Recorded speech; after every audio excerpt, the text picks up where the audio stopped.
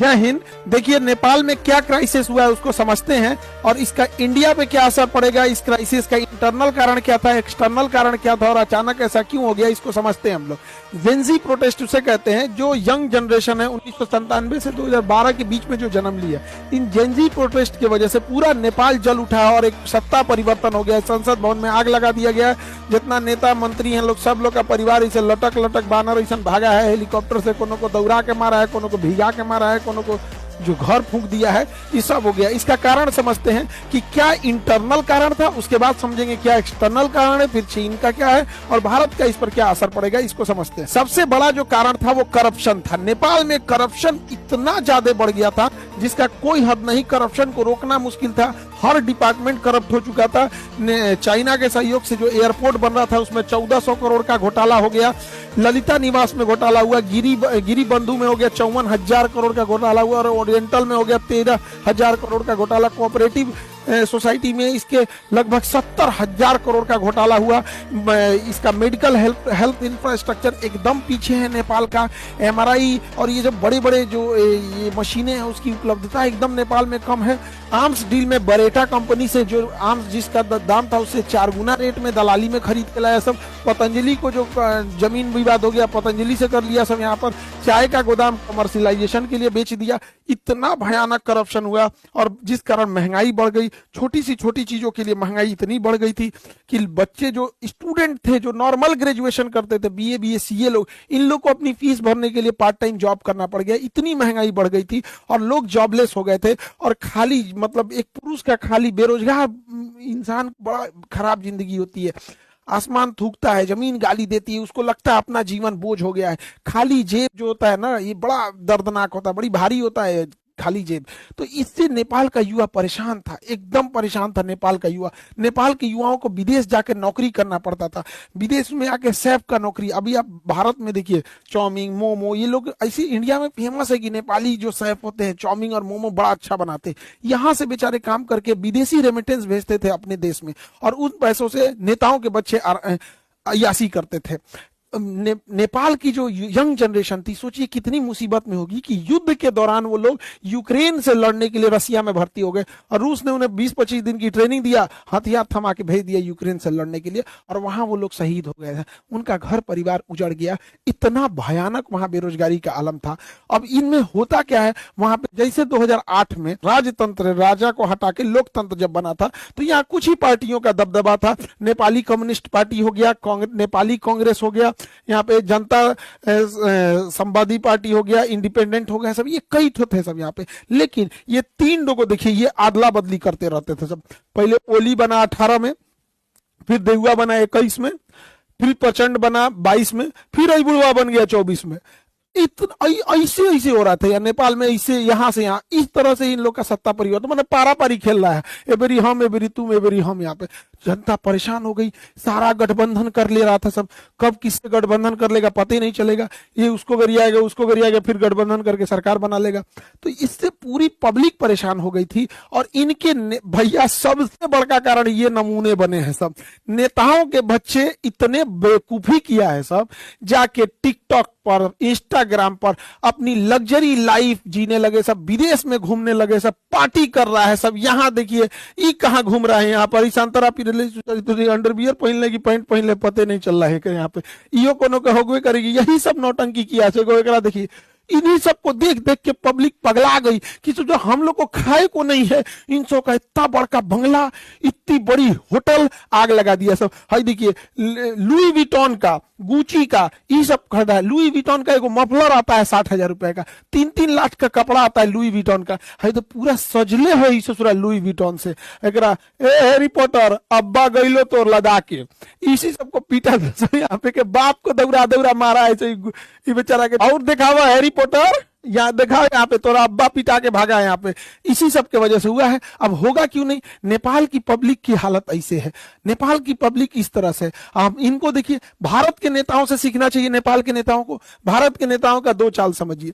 इनके बच्चे कहाँ पढ़ रहे हैं ये बताते ही नहीं है और ये अपने बच्चे को कहते हैं कि बबुआ ते मर्सिडीज में घूम, ते ऑडी में घूम, BMW में घूम, लेकिन फोटो मत खींचो हो। फोटो नहीं खिंचाना है, फेसबुक पे नहीं डालना है, गरीब बन के रहना है। एक दिल्ली में एक नेता से हमसे मिले थे, थे उनके लड़का, तो कहा सर एक फोटो हो जाए, हम कहा हाँ हाँ, तो ऐसे कहा कि रुकिए सर शर्टवा मोड़ लेते हैं, रोलेक्स की घड़ी है, दिख जाएगा तो पब्लिक क्या कहेगी।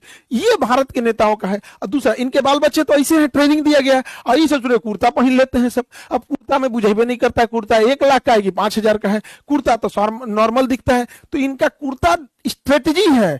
दूसरा, आप देखिएगा कभी भी अपने घर का फोटो नहीं दिखाएंगे सर, भारत का कोई नेता मंत्री घर का फोटो नहीं दिखाएगा। घर के बाहर जो लॉन होता है, खाली जगह, इंटरव्यू देना रहेगा, वो लॉन में बैठ के देगा, बैठ जाएगा लॉन में, देखेगा पीछे घर नहीं ना आ रहा है, कहेगा 2 गाय ले आके इधर ये चराओ, 2 गाय बांध दो, हाँ इंटरव्यू चालू करो, पीछे गाय आना चाहिए, अपने आप को गरीब शो करेगा।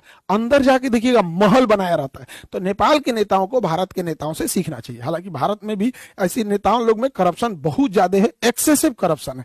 तो नेपाल के एक नेताओं के बाल बच्चे, इन्हें नेपो किड्स या नेपो बेबी बोला जाता था इन सबको, बकलोलन सब, ये सब नाच दिया। तो ये नेताओं के लोगों की लग्जरी लाइफ थी, और ये नेपाल के गरीब लोगों की थी। सोशल मीडिया पे इन नेताओं के इस रवैये को लोगों ने बढ़ चढ़ कर शेयर किया कि इन्होंने करप्शन के पैसे से विदेश में पढ़ रहे हैं, विदेश में घूम रहे हैं, विदेश में पार्टी कर रहे हैं, इनका इतना बढ़िया बढ़िया मकान है यहाँ पे। तो सोशल मीडिया पे ट्रेंड होने लगा, सोशल मीडिया इस पे तूल पकड़ने लगा, लोग बोलने लगे सोशल मीडिया पे। अब नेपाली सरकार ने सोशल मीडिया वालों से कहा कि आप इस पे ग्रीवांस ऑफिसर नियुक्त करो। उन्होंने नहीं नियुक्त किया तो 1 हफ्ता का वार्निंग दिया, और नहीं पूरा किए तो इस सब ने बैन कर दिया। जब बैन किया सोशल मीडिया को, तो जब सोशल मीडिया बैन हो गई, टिकटॉक को छोड़ के सबको बैन कर दिया, क्योंकि टिकटॉक ने अपना ग्रीवांस अधिकारी नियुक्त कर दिया था। लेकिन इन लोगों को लगा कि टिकटॉक चाइना का है, उसको बैन नहीं किया, टिकटॉक पे बैन नहीं किया, बस उसी पे लोगों ने डेट डिसाइड किया कि इस दिन चलना है नेपाल पे, हथावा बोलना है, और पूरा भीड़ लगा दिया। इन लोगों का कहना था करप्शन को बैन करो, सोशल मीडिया को नहीं। Ban corruption, not social media. क्योंकि सोशल मीडिया को बैन क्यों करेंगे? क्योंकि ये यंग जनरेशन है, स्टूडेंट है, स्टूडेंट्स बेचारे प्रोटेस्ट करने आए थे, एक बड़ी संख्या में स्टूडेंट प्रोटेस्ट करने आए थे। उनका कहना है कि भैया सोशल मीडिया केवल रील देखने के लिए थोड़ी है, इस सोशल मीडिया पे वीडियो कॉन्फ्रेंसिंग होती है, बहुत सारी मीटिंग हो जाती है, बहुत सारे बिजनेस सोशल मीडिया पे चलते हैं, मार्केटिंग होती है, इस पे एडवर्टाइजमेंट चलते रहते हैं। आजकल नेपाल में बहुत सारे लोग विदेश में काम करते हैं, तो विदेश में नॉर्मल नंबर नहीं लगता है, तो लोग व्हाट्सएप कॉल कर लेते हैं, ये इसमें दिक्कत आने लगा। बहुत सारे लोग नेपाल में क्लास करते हैं, उनके भी वहां के टीचर होंगे लोग, वो लोग पढ़ाते होंगे अपना अपना वहां पे, तो सारी चीजें बाधित हो गई। इसी को लेकर प्रोटेस्ट हो गया। प्रोटेस्ट बहुत बड़ी संख्या में था। यहाँ पे अगर ध्यान देंगे तो यहाँ पुलिस इनको रोक रही थी, तब तक ससुरा किसी ने आदेश दिया ऊपर से, प्रधानमंत्री के यहाँ से, कि इनको गोली मारो। और जानते हैं इन्होंने क्या किया? एकदम माथा पे गोली मारे हैं। इन बच्चों को स्कूल यूनिफॉर्म पे माथा पे गोली मारा। अब जब यहां गोली मारिएगा, ये तरीका गलत है। लोकतंत्र में भीड़ को शांत करने के लिए अन्य तरीके भी होते हैं। ये बात है कि हाँ, हर चीजों को हम लोग जबरदस्ती नहीं मना सकते, लेकिन वाटर कैनन होता है, आंसू गैस के गोले होते हैं। जब चीजें हद से पार हो जाती है तो पैर पे गोली चलाया जाता है, कई बार रबड़ बुलेट चलाए जाते हैं, एकदम एक्सट्रीम हो जाता है तो पैर पे गोली चलाया जाता है। उसके बाद भी कारण बनाना पड़ता है कि हमने ये सब कर दिया, तब लास्ट में इस तो पूरा सीधे गोली मारा सब, यहाँ पे एकदम हेड शॉट मारा। इसके वजह से जो लोग प्रोटेस्ट में नहीं भी उतरे थे, वो सब के सब लोग प्रोटेस्ट में उतर गए और कहें अब की बार तो ओली सरकार को उजाड़ देना है, करप्शन को खत्म ही कर देना है। लोगों ने ऑफिसेस तोड़ दिए, सब जगह तहस नहस कर दिया, संसद भवन को आग लगा दिया, कहा कि चट्टा यहीं से बैठ के करप्शन करता है सब, और यहां से नेताओं को इसे लदा लदा भागना पड़ा है। और समय रहते ये लोग ईमानदारी से काम किए रहते तो आज ये नौबत नहीं आई रहती। नेपाल से ये लोग भाग गए हैं, किसी को डुबा के मारा, लसड़ा के मारा, मूड़ी फोड़ दिया, कपार फोड़ दिया, को जिंदा जला दिया। ये सब पूरी तरह से नेपाल को तबाह तबाह कर दिया। नेपाल में एक हामी नेपाल करके एनजीओ था जो भूकंप के समय मदद कर रहा था। सूडान गुरुम इसको नेतृत्व कर रहे थे, और इधर एक काठमांडू का मेयर बालेन शाह, ये लोग इसको एक तरह से लीड कर रहे थे। हालांकि भीड़ इतनी ज्यादा हो गई और पुलिस की गोली वजह से ये घटना और ज्यादा उग्र हो गई। हालांकि इसे कंट्रोल करने का बहुत हद तक आंदोलन को कंट्रोल कर लिया गया है। सेना कमांड को संभाल चुकी है।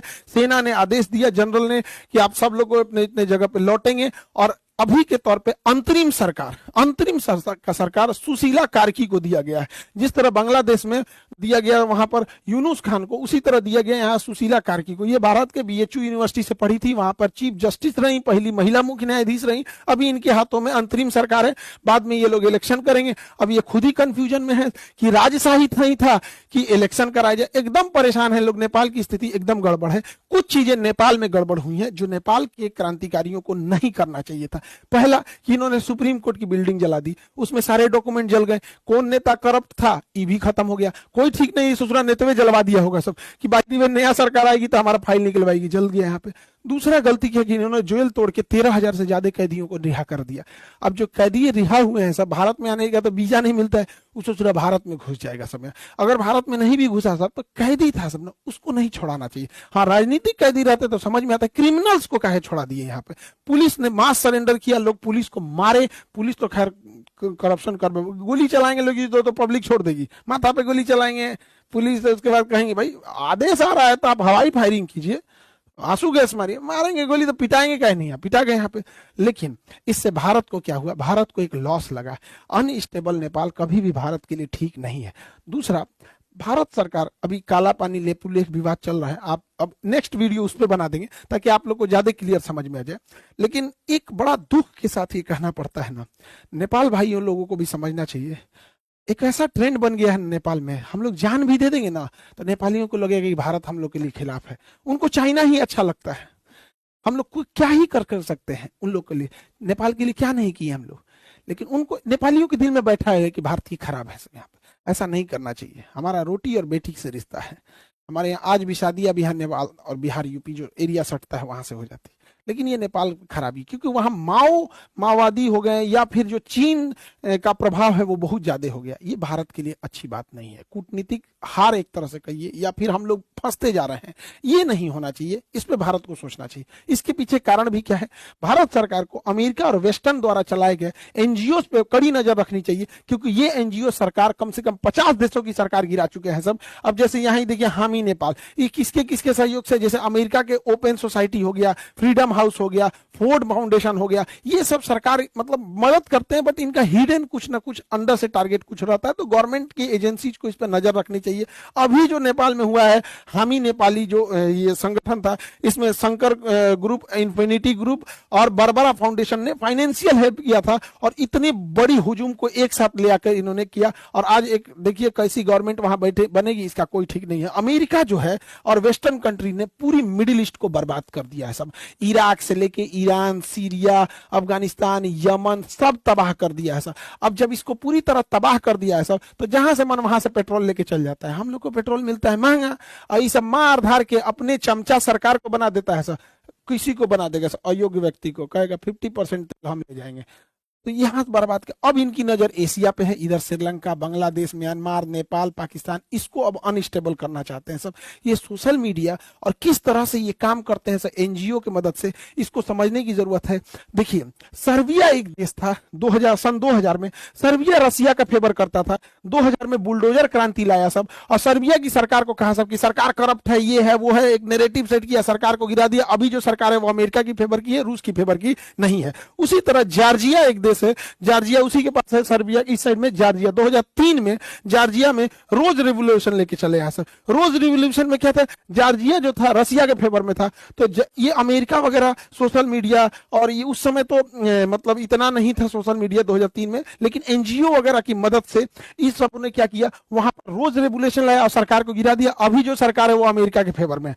उसी तरह से देखेंगे यूक्रेन में 2004 में ऑरेंज रिवोल्यूशन ले दिया और कहा कि हम लोग यूरोप में मिलना चाहते हैं, रसिया में नहीं, रसिया को कमजोर करने के लिए। फिर 2014 में यूरोपीय मेडन आंदोलन किया गया, पेट्रो यानुकोविच को यहां से डिथ्रोन किया गया। उसी समय क्रीमिया रसिया ने कब्जा कर लिया था। अभी की जो जनरेशन है उसको इतना पुराना नहीं याद आता है, लेकिन अभी उसी सब के वजह से अभी भी यूक्रेन में लड़ाई चल रही है। देखिए, जो सरकार रसिया के फेवर में थी, कैसे कैसे अमेरिका ने गिराया है।